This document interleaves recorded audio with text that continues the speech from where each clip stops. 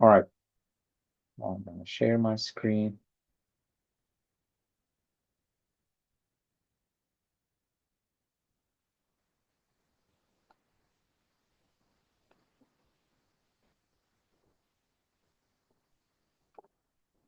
All right. This is our assignment. Now, our assignment, as I mentioned, has 4 components. 1, sample and population. 2, research design. 3, measures. And the last one is the procedures section. So we will have 4 different sections in this methodology paper. That's why we assign 2 weeks. So you guys can work on it. You guys can start working on it this week. And if you submit the draft by Sunday, this Sunday, I will provide you with the feedback. And then based on my feedback, you can make the necessary corrections and do the final submission on next Sunday. Not this Sunday, but next Sunday. Let me tell you the exact dates. So if you submit it by April 6th, I will provide you with the feedback, and then you can make the final submission by April 13th. Okay, so now what we are going to write in this methodology paper. Now, everybody, I want you to put your research question to the top of your paper and start with that. Look at your research question. Your research question will guide you the way throughout this journey. Okay, when you are writing your methodology paper, your research question is your North Star. You will look at it to find the way. Now, how our research question will guide the way.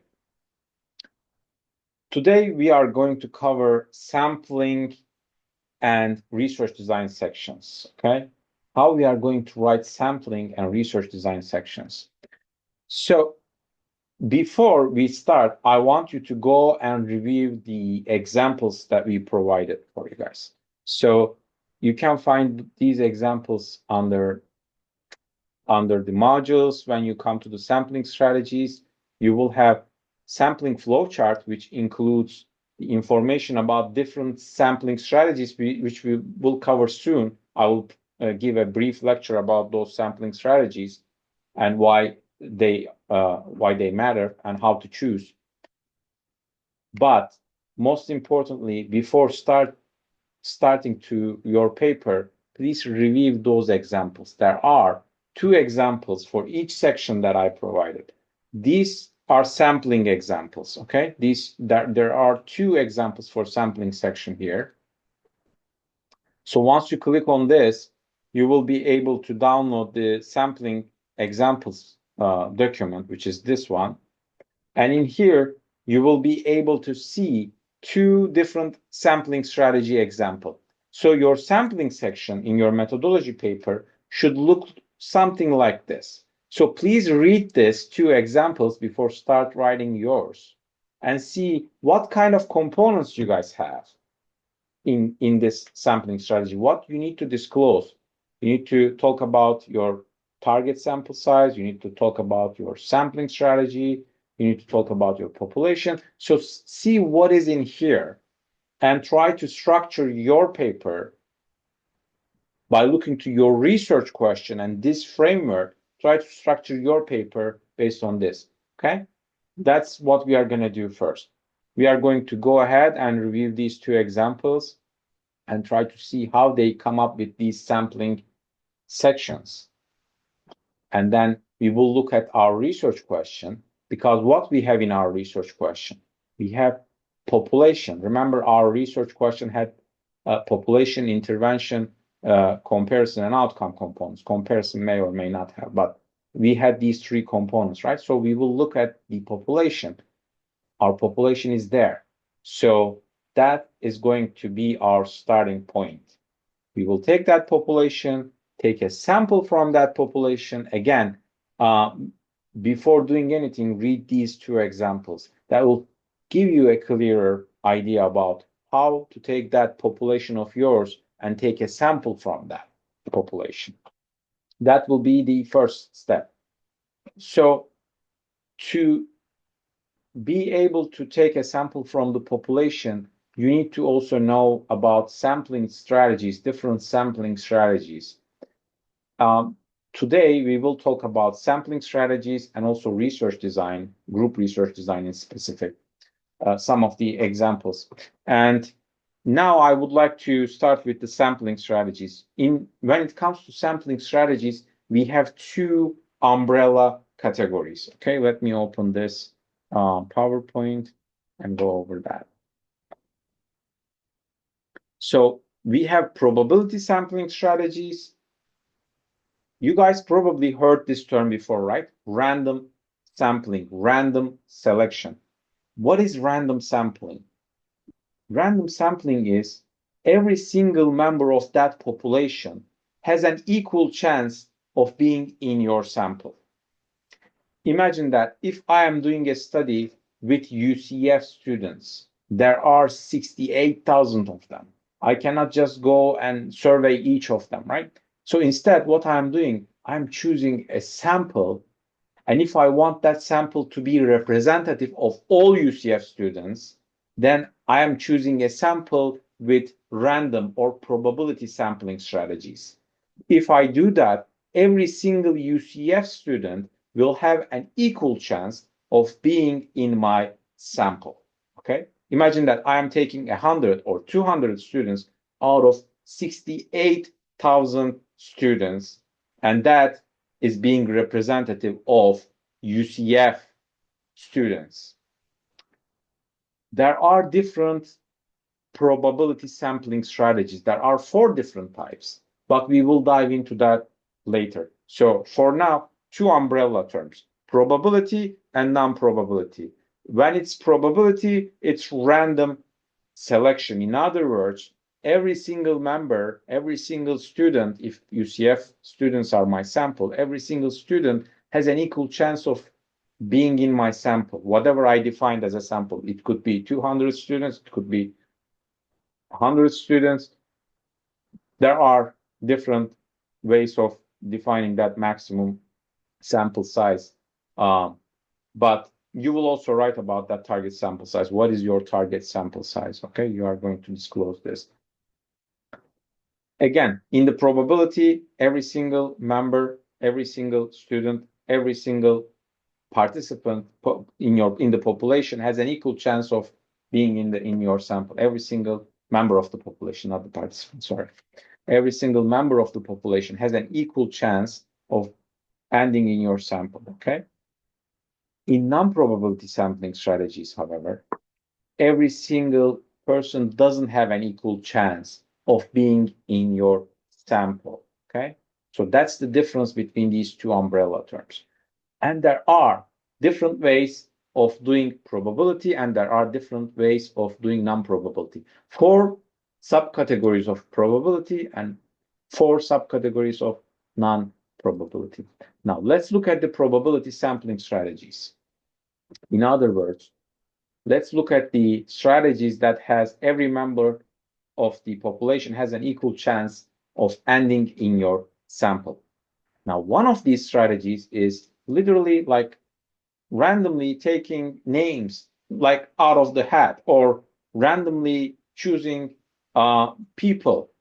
But every single member of the population has to be in this hat. Like everybody's name should be here and randomly you are choosing. That's simple random sampling. There is no systematic or categorization wise anything going on here. It's simply you are taking the names, you are choosing the names, and whoever you choose end up in your sample. But everybody, again, everybody is here. So everybody has an equal chance of being selected.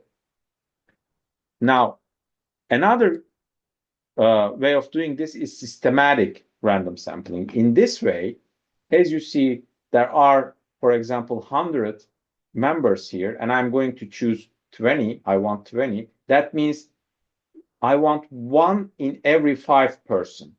So 1 out of 5. For every 5 person, I'm going to choose just 1. For the first one, I'm choosing randomly. For example, I'm choosing from 1 to 5 randomly. Let's say I choose 4.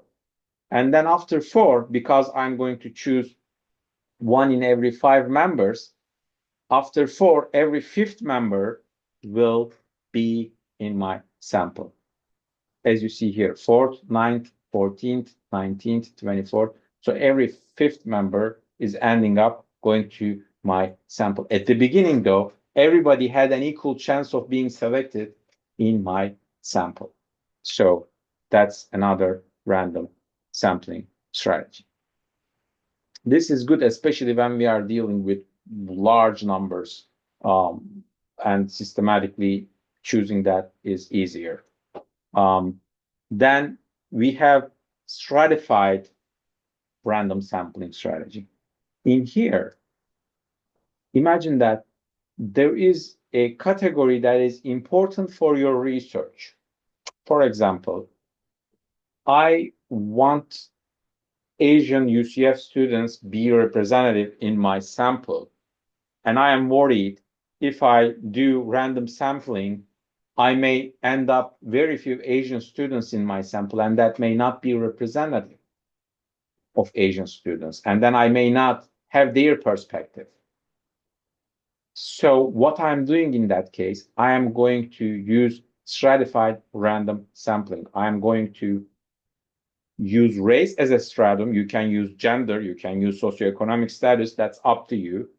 Whatever has categories, you can use that one, but whatever you choose to use, you need to describe that, you need to tell that in your paper.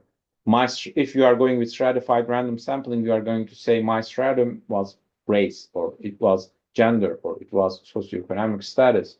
Whatever you choose as a stratum, you should disclose that so reader can know based on what you choose those categories, okay? If it's race, if race is an important component for your research and you want Asians to be representative, like represented well in your sample, then you can use this sampling strategy, because in this sampling strategy, there are boxes, that pre-identified boxes like Caucasians, African Americans, Asians, and then you are choosing, let's say I'm doing again with UCF students. I'm doing this research with UCF students. If I'm using stratified random sampling, I will have subcategories in my sample. Think about a large box, and inside that large box, 3 or 4 small boxes. In each box, I pre-identified who is going to be. For example, I have Caucasian UCF students, I have African American UCF students, I have Asian UCF students, and then I'm choosing randomly from Caucasian population category, in other words, from Caucasian UCF students, but every single Caucasian UCF student's name should be in that box, okay? Choose randomly to my sample Caucasian box. And then I'm doing the same thing for African American. African American UCF students, I'm choosing from that population and put it to my box, okay? So let's say I had 4 categories and I want each of them has 25%. So when, for example, my Caucasian students fill the top, like fill the cap, then I'm closing that. I'm not taking anymore, and I'm going and trying to fill the others in my sample. Okay.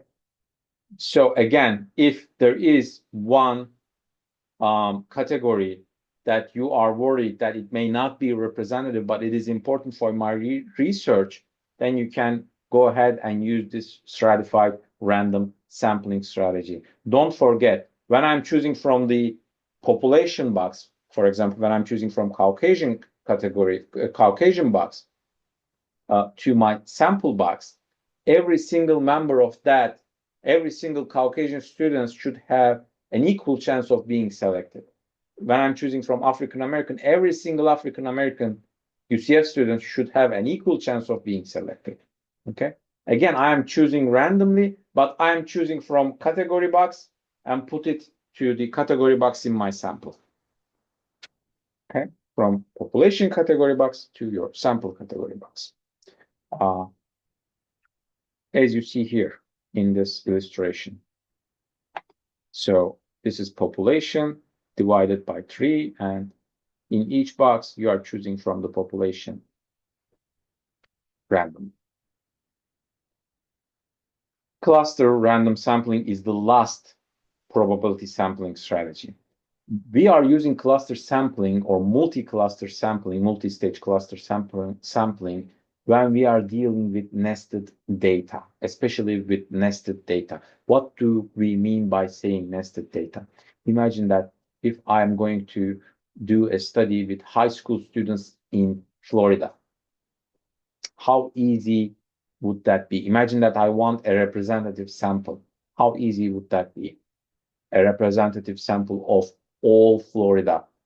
Imagine that every single high school student's name is in a box. Imagine the simple random, and you are choosing from the box. One will be in Duval County, one will be in totally opposite direction. So that will take probably years to collect that data, okay, from a large sample.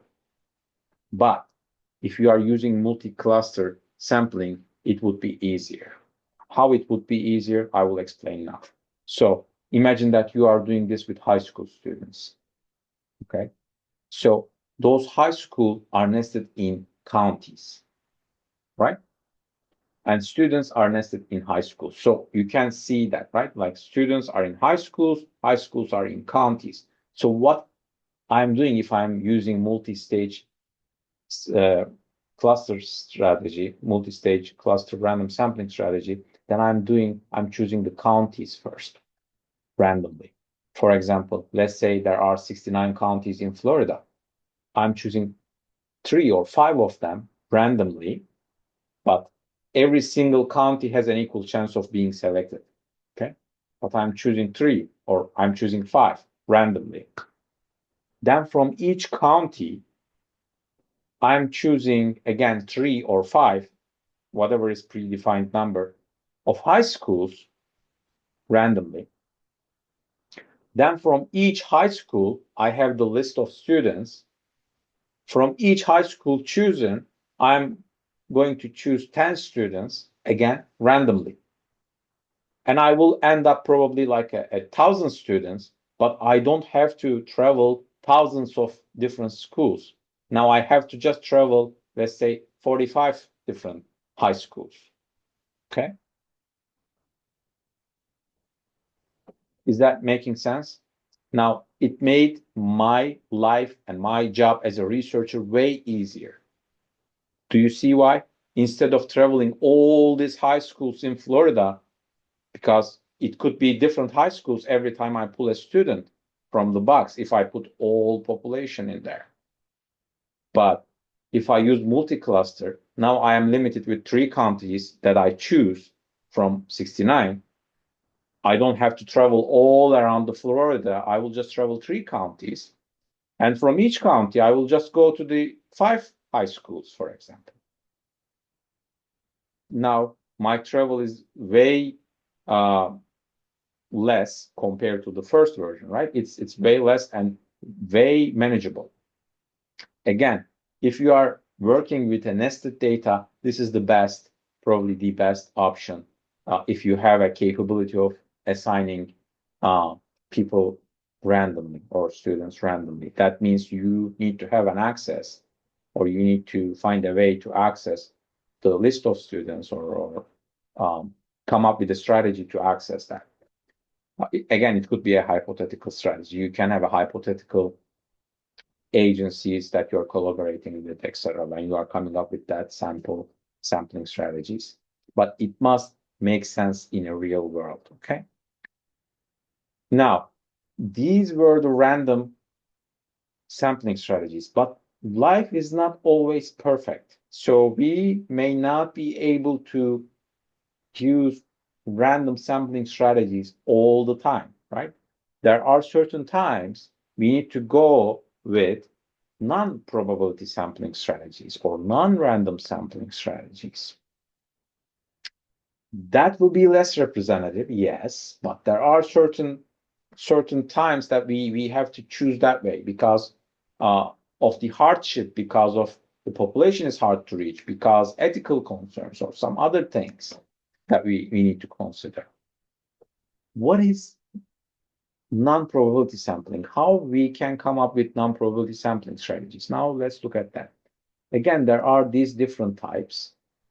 Convenience sampling. Imagine about convenience sampling. That's one of the non-probability sampling strategies. And again, in non-probability sampling types, you don't have equal access from all population. Like all population will not have an equal chance of being in your sample.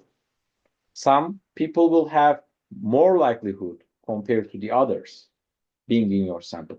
How?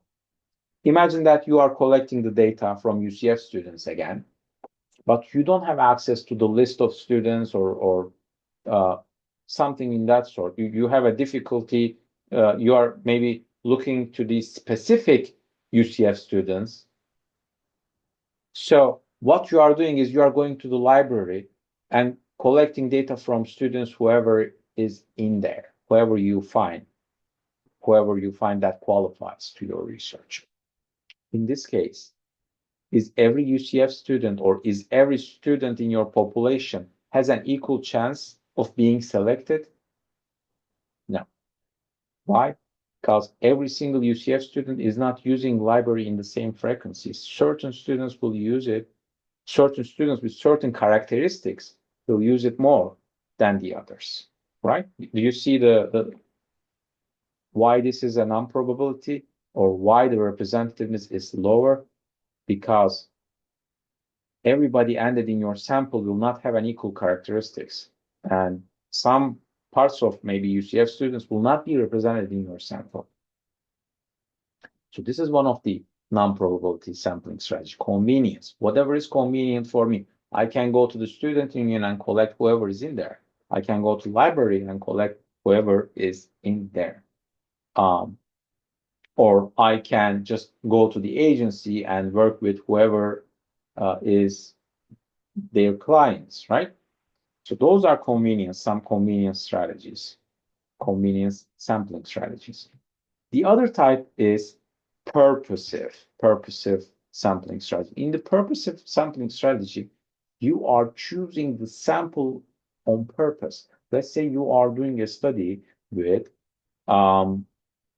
doctors who are dealing with refugee people only, okay? That requires some expertise. It's hard to find. You are choosing those doctors on purpose. So purposefully, you are identifying those participants and you are going and recruiting them.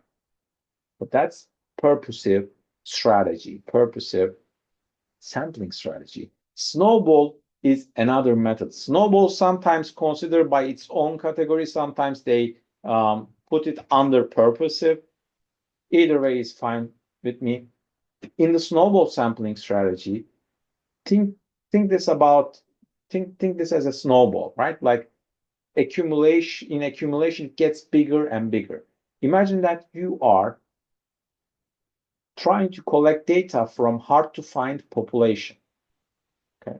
You are going to collect data from Hispanic refugees who has a pancreatic cancer. This is not easy to find. You will not find this anywhere, right? You need to come up with a strategy to find those people.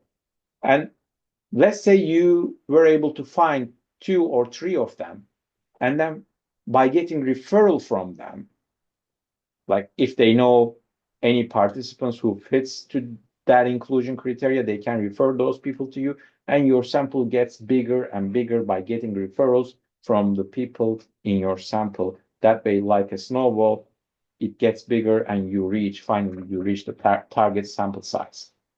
That's the snowball sampling strategy. And the last non-probability sampling type is quota. You guys remember the stratified, right? Quota is very similar to stratified with only one difference. In the quota, every single member of the population will not have equal chance of being selected to the category in your sample. You remember we had categories in the stratified, right? Like, again, let's assume that race was our stratum. And we are choosing Caucasians, African Americans, Asians, Hispanics. When we are choosing from the population box, from the population Caucasians in the population to the Caucasian in the sample, if we are doing this randomly, that is stratified random sampling. However, if we are not doing this randomly, in other words, again, assume that I'm going to the library or I'm going to the student union, and whoever I identify as a Caucasian, I am taking that person to my sample. Now, again, every single UCF student will not have an equal chance of being selected to my sample or to that box in my sample.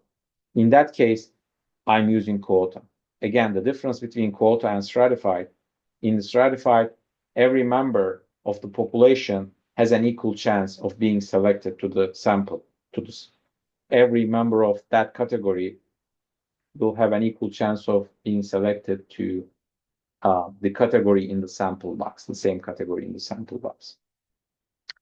That was the quota sampling. Again, two main umbrellas, probability types of sampling and non-probability types of sampling strategies.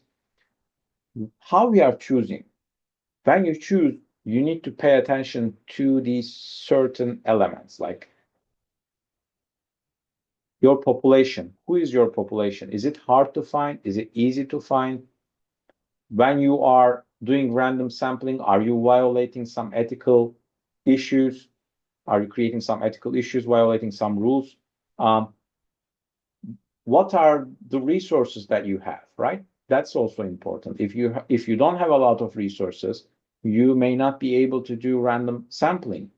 Do you have access to data? Do you have access to list of people, list of everybody who is in your population? So you need to consider all this when you are choosing. And if your answer is no, then you should probably go with one of the non-probability sampling strategies.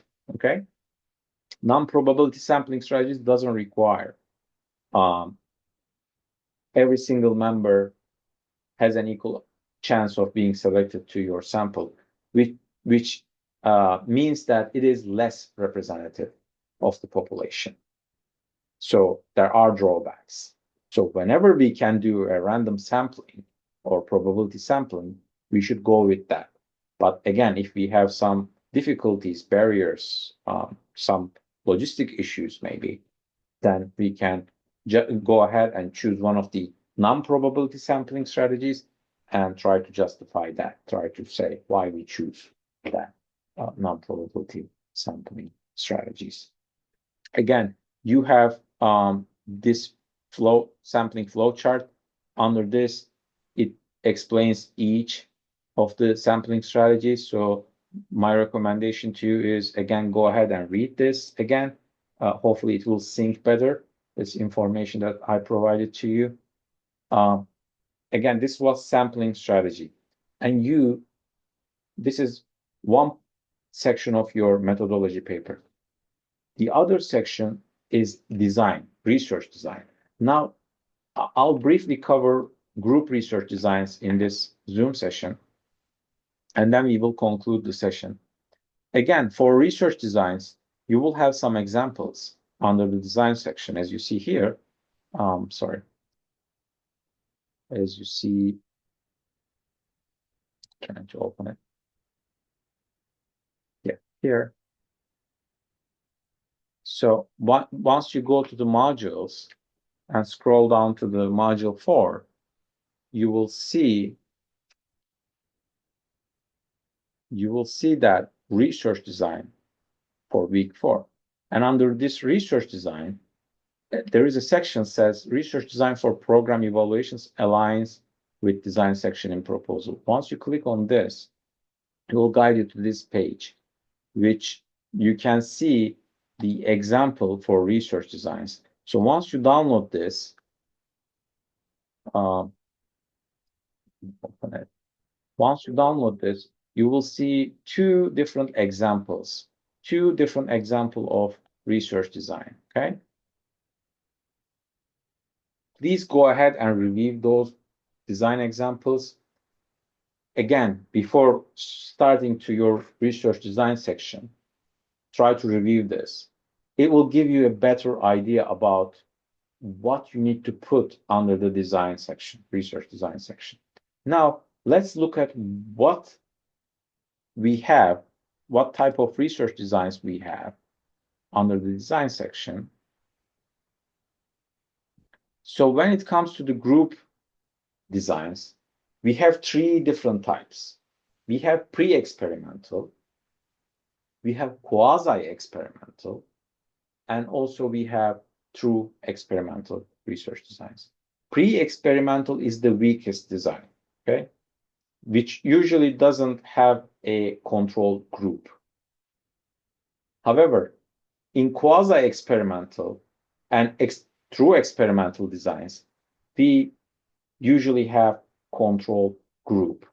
But how we are going to make the distinction between quasi-experimental and true experimental, then? This is the question. Now, we are going to look for the word R. As you see in the screen in this PowerPoint slide, the difference between this design and this design is this R. Okay, so you don't have R in here. You don't have R in quasi-experimental design. What is R? And why we are putting it here? This R is again random, but this time it is assignment. Please do not mix it with the previous section. Do not mix it with the random sampling. This is about design. This time it is random assignment. This time you are not choosing from population to your sample. You already have sample. When you are in the design section, you already have your sample. Now you are taking that sample and assigning, again, assigning that sample into the groups. That's random assignment. If you have random assignment, in other words, if you randomly assigned your sample into the experiment group and control group, then you have true experimental design. However, if you don't have random assignment, there could be different reasons for that. It could be one of the groups is pre-existed. It could be there are some ethical concerns around assigning people into the groups. There could be various reasons for that. But if that's the case, if you don't have random assignment, then you don't have true experimental, then you have quasi-experimental. Again, random assignment makes the difference. So imagine that I have 200 students in my sample. If I say that, okay, I'm going to take these 200 and randomly assign them into two groups, one to intervention, one to control group, randomly, then I will have true experimental design at the end. However, if, let's say, I'm comparing the therapy modalities and one of the groups is already enrolled to CBT, then I cannot randomly assign people. It's already there. The intervention they're getting is there. I will not have flexibility to assign. Then I don't have random assignment. Or I can think that if I randomly assign that, that might be unethical because I will choose what people should take instead of giving them the choice. Maybe they don't want to be in that intervention, or maybe they want to be in the intervention instead of in the control. So that could be sometimes unethical. So when we are deciding which design we need to choose, we need to consider all these components. Okay. Maybe I want to give the choice to the participants so they can volunteer to either intervention or control group to make it more ethical. But in that case, I will not have random assignment because they are volunteering for one of the groups and I'm not assigning them. They are choosing the group. I'm not assigning them. And there is no random assignment in that case.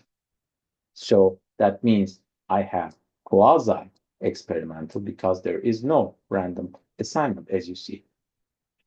Again, this is critical. Please do not mix random assignment with random sampling. Random sampling was when you were choosing from the population to your sample. That's the first stage. And then now in the design, when you are deciding to the design, now you already have your sample in your hand, okay? Now you are going to choose if you should randomly assign them into the groups or if this is unethical and maybe you should let them choose their own group, or maybe there is a pre-existing intervention group or control group already in place. So you are just going with that. Again, random sampling was when choosing from 68,000 UCF students to 200 in my sample, and random assignment is taking that 200 and assigning them 100 and 100 to intervention and control group randomly if I could. So this is the difference. Do not mix these terms, random sampling and random assignment, with each other. All right. Is that clear? Now let's look at what each of these symbols represents. E is the experimental group or intervention group. C is the control group. Each of these are the observations. So imagine that if I'm measuring the depression, I am collecting the data about their depression in the base stage before providing any intervention. This is collecting the data before doing anything. So before providing any intervention, doing anything, I am measuring their depression rates. And then I am providing my intervention here. And then I'm looking to change how their depression changed. So I'm looking to their depression score again. I'm measuring their depression score again here. I'm measuring their depression score again for control group. And if I want, I can do follow-ups and see if that change retained or how the change is changed throughout the time, right?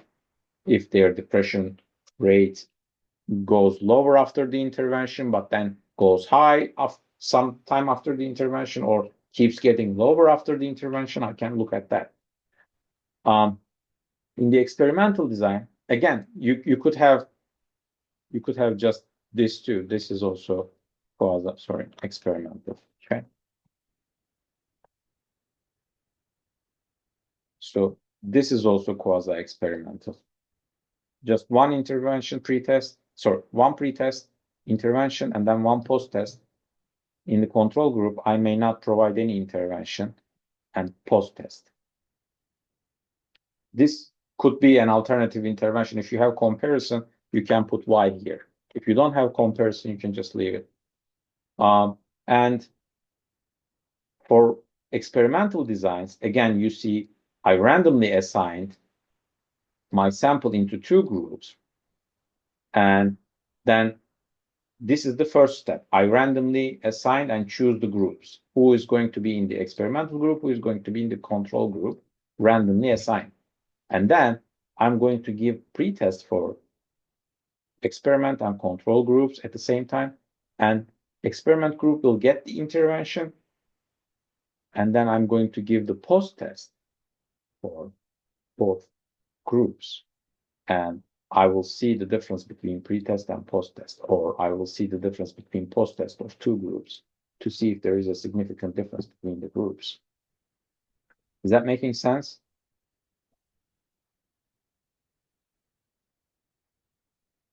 I know we throw a lot of information in one session. This is usually a content for two big, large research classes, like 3-hour blocks.